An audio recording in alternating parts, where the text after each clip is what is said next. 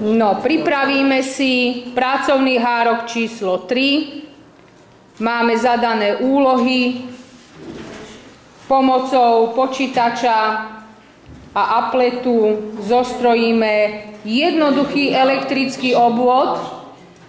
A keď už máme? Máš tam 4 úlohy. Takže zapájaš žiarovky do série. A to, čo už máme? Paralelne máš tam úlohy, máš tam odpovedať, píšeš do pracovných hárkov. Treba čítať, čo máte napísané, čo máte zadané a zapisujete do pripravených pracovných hárkov. Všetci, áno? Aha.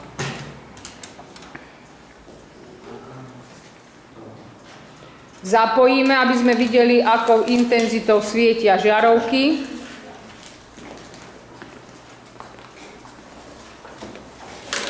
Každému funguje elektrický obvod, pozapájané.